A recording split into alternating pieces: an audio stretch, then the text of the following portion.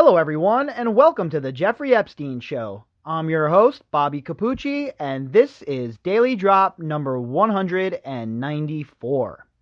We've been discussing Jeffrey Epstein's finances and the finances of the criminal operation as a whole, and how it is very apparent they were involved in massive amounts of money laundering. Now, we've covered article after article here on the podcast, and we've dissected article after article here on the podcast that has laid out an obvious racketeering operation, an obvious money laundering operation, and yet somehow the prosecutors, with all of those resources at their fingertips, the full weight of the federal government behind them, are still muddling around, acting like they can't build a case? Now, how is that even possible?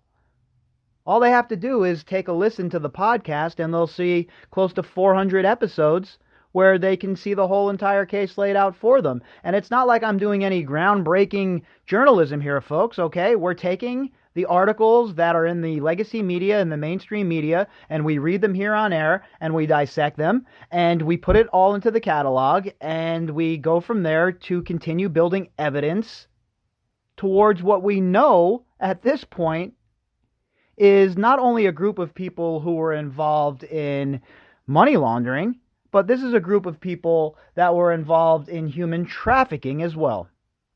And all you have to do is take a look at the evidence that's available to the public, the articles that we've covered here, the articles that people cover elsewhere, and you'll see the patterns and the actual blueprint for what they were really doing.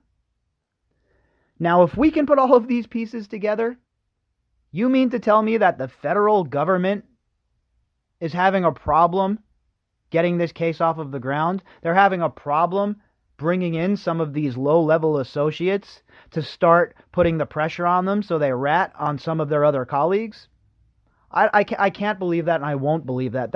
It's just impossible for me to actually believe that, because I know how these federal prosecutors operate, and I know how these FBI agents operate.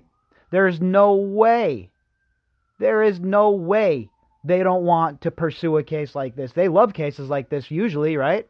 The more salacious, the better.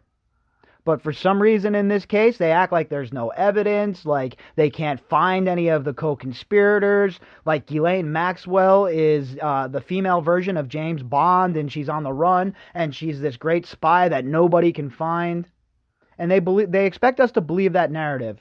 And you even have people in the legacy media who will come out and be like, oh, you conspiracy theory people. Meanwhile, anybody who's following this case realizes that this is long ago turned from a conspiracy theory into a cover-up. And the fact that some of these so-called heroes in the legacy media can't see that, and they can't understand the bigger picture here. And you know what? It's not even that they can't. They refuse to understand the bigger picture, because that would mean they have to shake some trees that their editors might get mad about. And if they lose their meal ticket, well, forget it.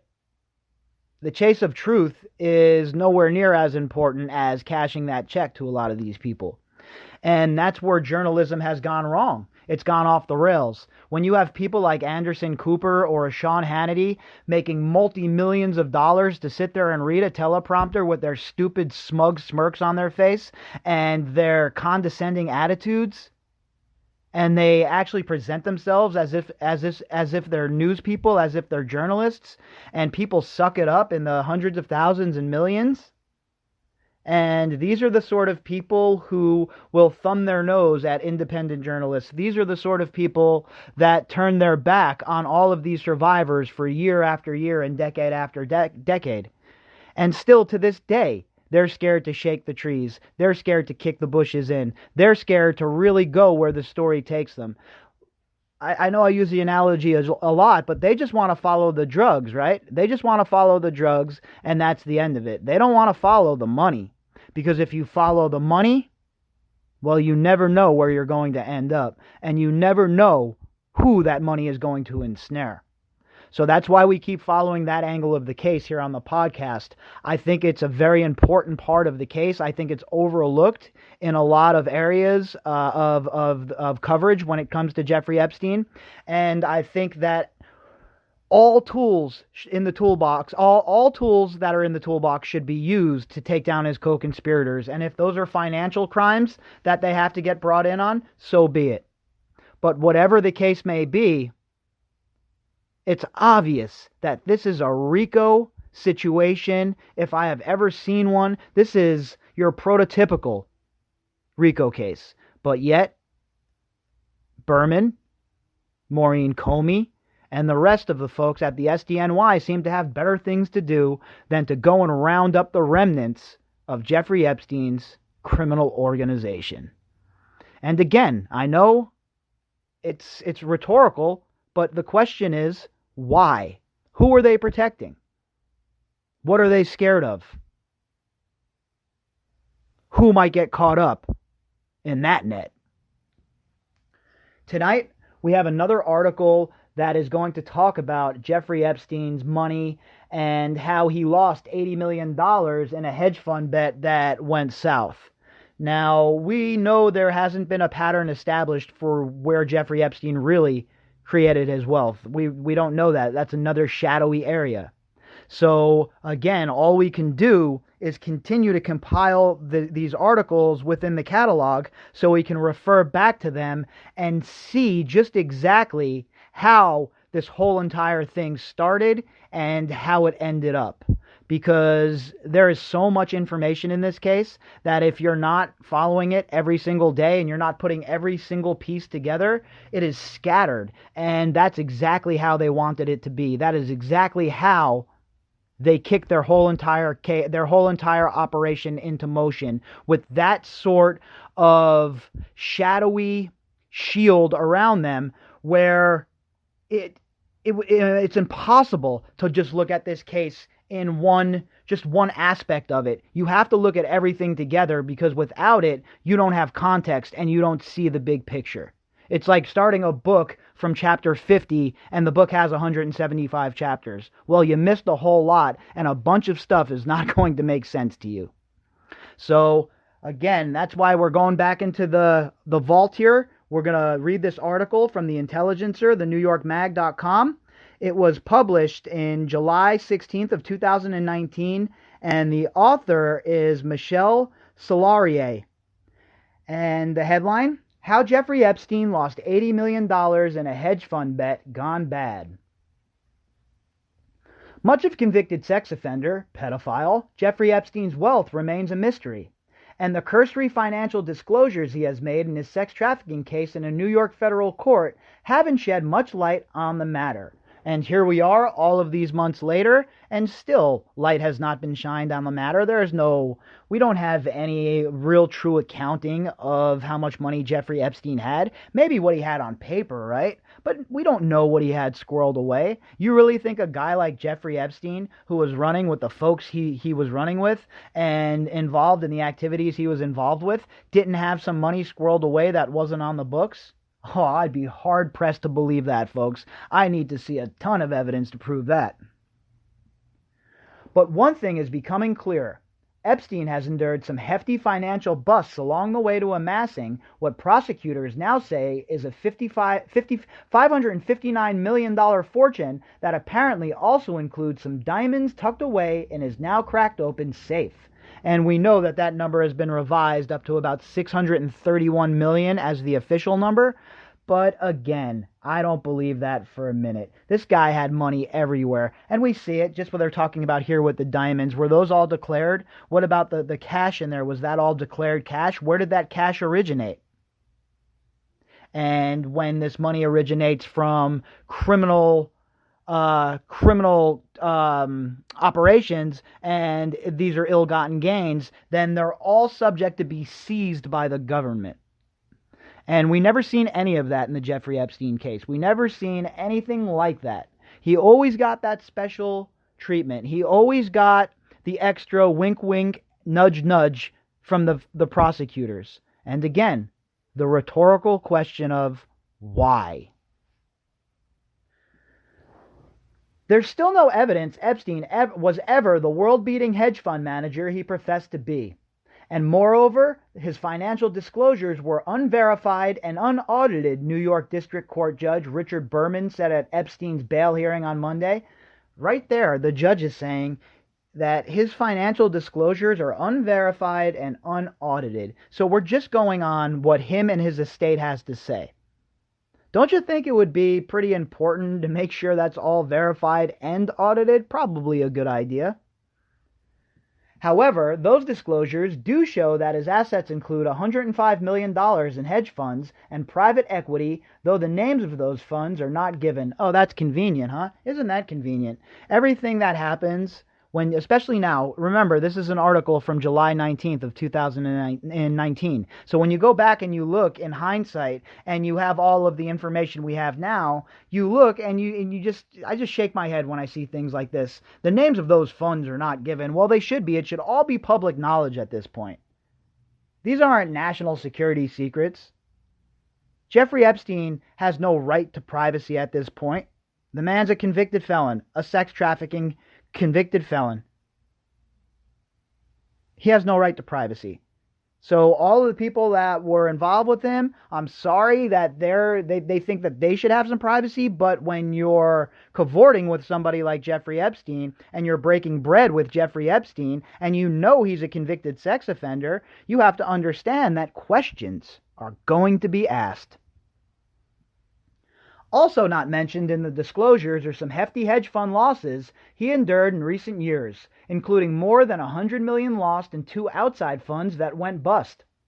The biggest of those failures involves an $80 million investment made between 2002 and 2005 in a hedge fund called D.B. Zwirn Special Opportunities Fund that was shut down in 2008 after, I know this is going to shock everybody, after accounting irregularities triggered a Securities and Exchange Commission investigation. Basically, they were, laundering money and not reporting money that was on the books, etc., etc. You see a pattern here, folks? Everywhere Jeffrey Epstein goes, money laundering follows. Like so much else in Epstein's life, the investment was closely tied to his network of friends and supporters. The fund was launched by Dan Zwirn, a former senior portfolio manager at Highbridge Capital Management, a hedge fund founded in 1992 by longtime Epstein pal, and I know this is going to shock you folks as well, because this man we're about to mention is a very upstanding citizen. Glenn Dubin. Epstein became friendly with Dubin through his wife Eva Anderson Dubin, a former Miss Sweden and now a well-known physician who also was a former girlfriend of Epstein's. Epstein also put money into Highbridge in 1998, according to an individual with knowledge of the investment. Boy, there's a lot to untie there and a lot to unpack there, huh?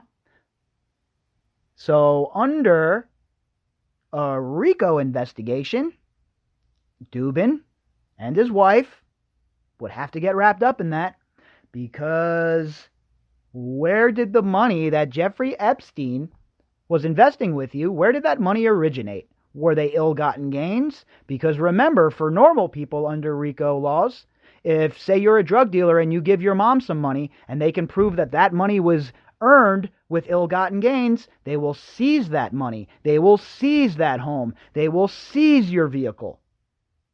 Not if you're Jeffrey Epstein and Glenn Dubin, though. You don't even get an investigation. It must be nice. It really must be nice to be part of the so-called polite society, huh? One set of rules for them, another set of rules for us. And it's even more stacked against you. It's even more chop sides. Do you know why? Because the people writing these laws are the same people whose campaigns are funded by scumbags like Dubin. It's gross, isn't it?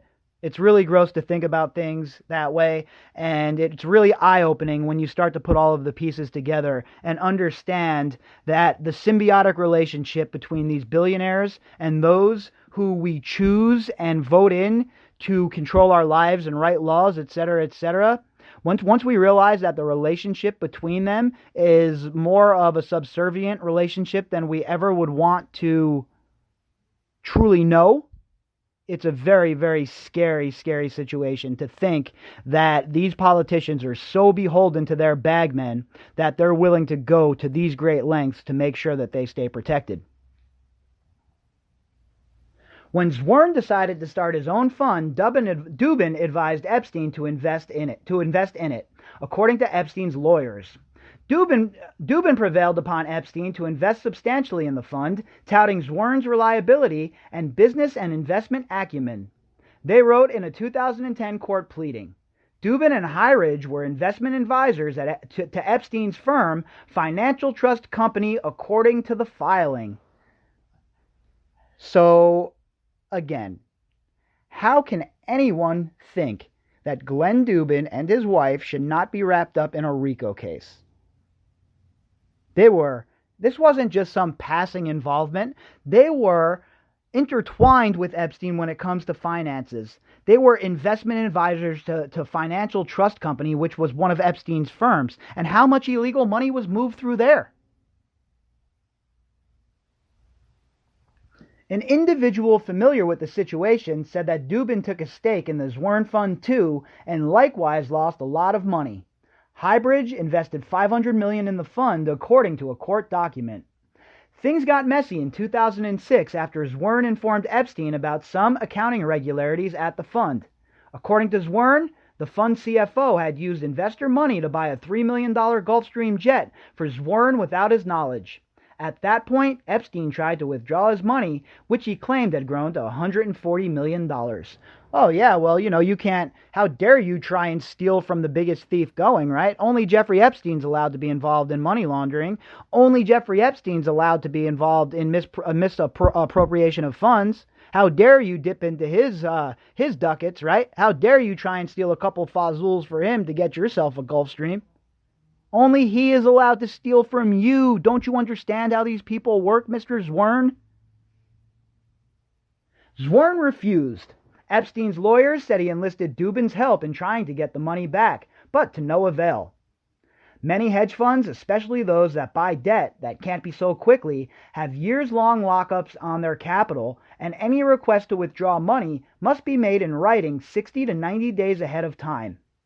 Zwirn and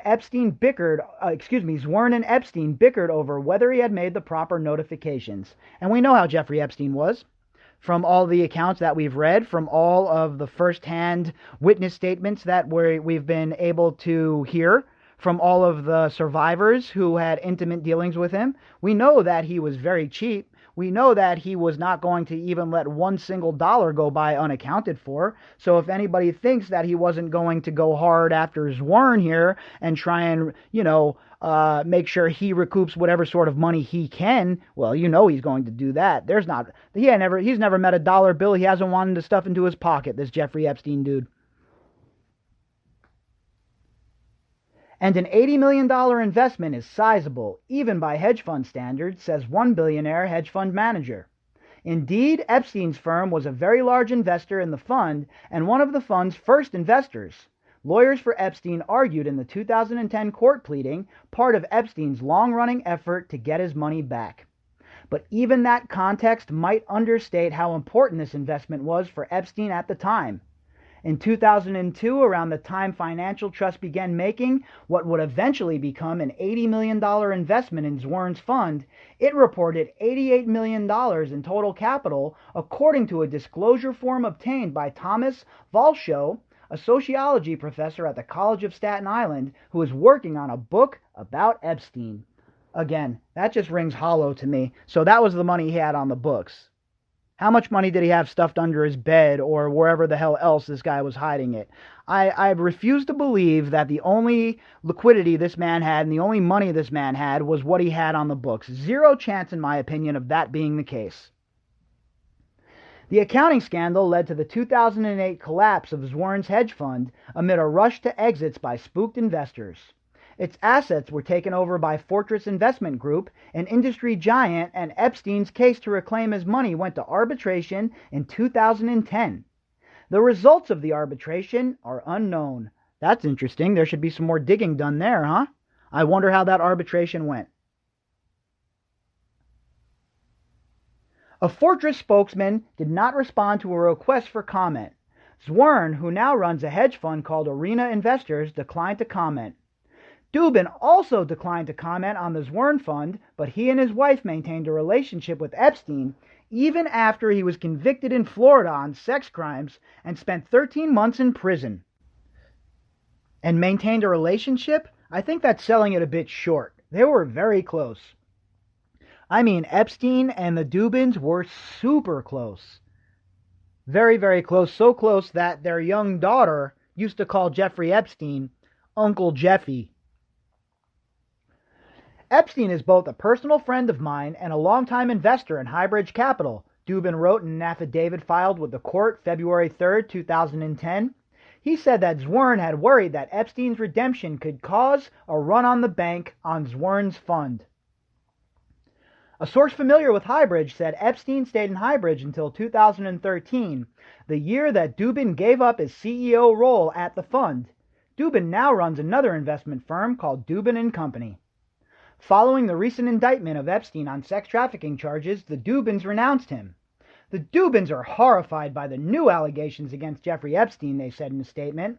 Had they been aware of the vile and unspeakable conduct described in these new allegations, they would have cut off all ties and certainly never have allowed their children to be in his presence.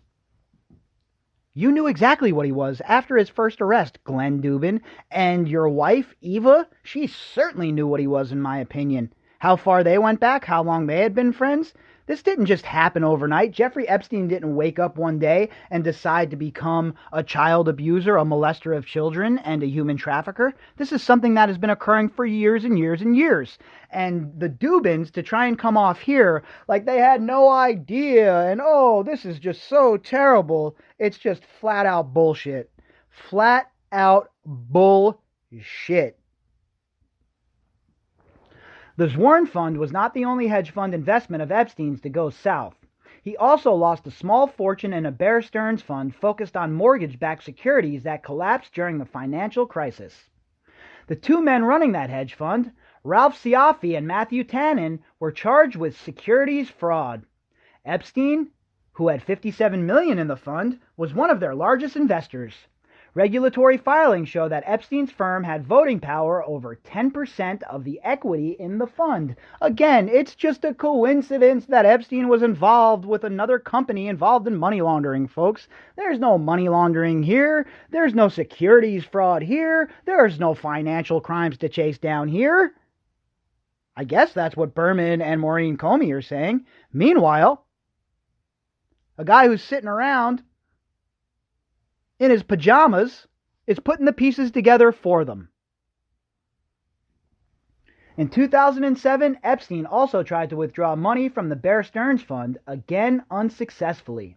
But by the time the Bear Stearns Fund failed, Epstein was also in the midst of negotiating the lenient plea deal he ultimately made with the federal prosecutors in Miami. As part of those negotiations, Epstein provided prosecutors with unspecified information, according to the Miami Herald. That information was never identified, but the Herald found evidence that Epstein cooperated with the prosecution during the trial of the two Bear Stearns executives for securities fraud. In a surprise upset, however, both of the execs were acquitted of the charges. Isn't that funny, huh? Isn't that funny? They used Jeffrey Epstein as a so-called source, as a witness against these guys for their financial crimes. Meanwhile, Jeffrey Epstein basically was one of the authors of the book on how to conduct financial crimes at this point. But he's somebody they're going to use as state's evidence, huh? He's a good, credible witness, huh? Just like Whitey Bulger was a good, credible source for the government. Or Nicky Scarfo, or any of these other people the government gets into bed with. You see, folks, the point of the matter is this. These intelligence agencies, these groups such as the FBI, there is nothing that they will not do or entertain doing if the ends justifies the means within their think tanks. It's sad to say, and it's gross to think about, but they have no problem being engaged in something like this. They have no problem making deals with people like Jeffrey Epstein. They have no problem making deals with people like Whitey Bulger. It doesn't matter what they've done. All that matters is if the agency that they're involved with, if they can consolidate a little bit more power and maybe build a case against somebody else, and it just goes on and on and on and on, when in reality everybody who's paying attention sees that it's just a shell game at this point. It's like a wrestling match. None of it's real. Until they start going after people like this, people like Dubin, people like the co-conspirators of Jeffrey Epstein, all of these other stupid things that they're involved in, how can anyone even take that seriously? Oh, there was $400 million seized in drug money today. Okay, yeah, that's great. Meanwhile, there's a trafficking ring running brazenly right under your noses and you don't even care about it. But you're going to come with some BS about some drug interdiction task force that you have on the border of wherever you decide you're going to put American forces? It's all theater. It is all theater, and I'm sick of it. It's time for these federal agencies, it's time for these prosecutors to stop BSing around. It's time for these people to go after the co-conspirators, and it's time for them to use every single weapon that they have in the arsenal. That means it is time for the big guns. It is time for RICO. If you'd like to contact me, you can do that at bobbycapucci@protonmail.com. That's BOBBYCAPUCCI@protonmail.com. You can also find me on Twitter at BOBBY_CAPUCCI. All right, folks, until tomorrow.